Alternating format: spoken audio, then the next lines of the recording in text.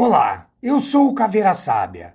Hoje vamos falar sobre o Pico dos Marins, um local que envolve muitos mistérios. Já foi considerado erroneamente o local mais alto do estado de São Paulo. Mas hoje vamos falar sobre o maior mistério que envolve o local. E não se esqueça, já curte este vídeo, se inscreva no canal e ative o sininho. No dia 8 de junho de 1985, um dia que marcou o Pico do Marins. Foi neste dia que o escoteiro de apenas 15 anos, Marco Aurélio, foi visto pela última vez com vida. Neste dia, dois grupos de escoteiros decidiram subir o Pico dos Marins, e um deles estava com Marco Aurélio. Com muitas explicações e muitas hipóteses, ele teria se perdido no morro. Dizem que os sapatos dele não eram apropriados para escaladas. Ele teria problemas de visão, a neblina intensa no local. Tudo isso poderia agravar um possível desvio de rota e se perder no local. Ao se separar do grupo de escoteiros, Marco Aurélio estava carregando um facão, um apito e uma bússola, mas não carregava lanterna. Aliás, nenhum outro membro do grupo escoteiro portava lanterna, o que sempre causa perplexidade. Ao iniciar a descida rumo ao Morro Careca,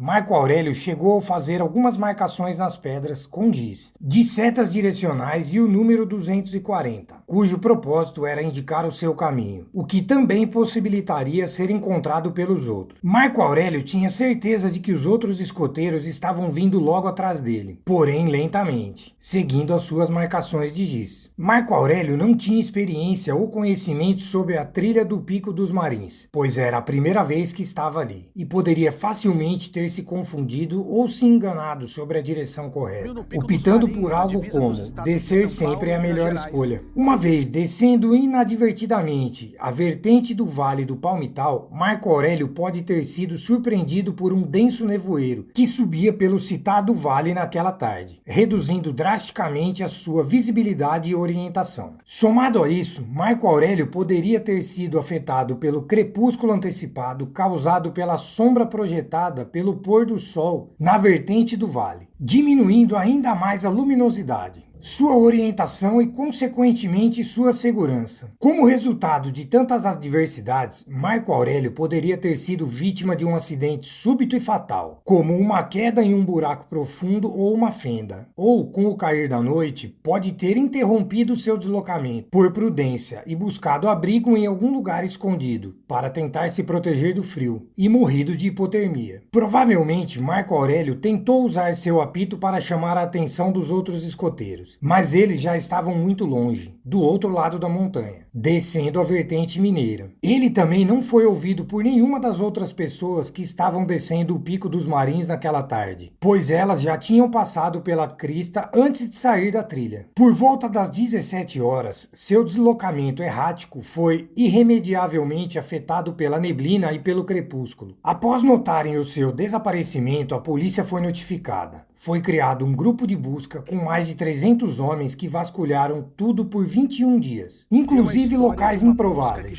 e nenhuma pista ou sinal do menino foi encontrado. Aí está o grande mistério, porque sim, vários fatores naturais poderiam ter causado a morte do menino, mas vestígios seriam encontrados, seu corpo teria que estar em algum local do Pico dos Marins. Sendo assim, a polícia decretou seu desaparecimento. O mistério foi tão grande que voltou à tona após 30 anos. O caso foi desarquivado em 2021, após novos indícios abrirem duas linhas de investigação da polícia. A primeira delas é a de que ele pode ter sido morto e enterrado em uma área próxima ao acampamento. Em julho de 2021 e novembro de 2022, escavações chegaram a ser feitas pela Polícia Civil, em uma casa e terrenos na área rural de Piquete. Mas nos dois casos, a ação terminou sem o encontro de novas evidências sobre o caso Marco Aurélio. A outra é que ele estaria vivo. Essa linha de investigação acredita que o escoteiro possa tentado retornar para casa após se perder do grupo, mas não conseguiu. Seus familiares continuam buscando respostas até hoje, e esse caso parece não ter fim. E você, o que acha? Deixe sua opinião nos comentários. Eu não vou parar nunca de buscar. O pai de Marco Aurélio, o Ivo Simon, até hoje não desiste de procurar o filho que para ele ainda está vivo. A cidade de Piquete, no interior de São Paulo, reviveu a história de uma busca que já dura 38 anos.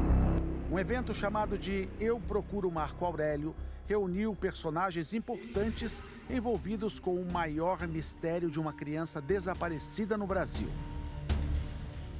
Isso é um mistério.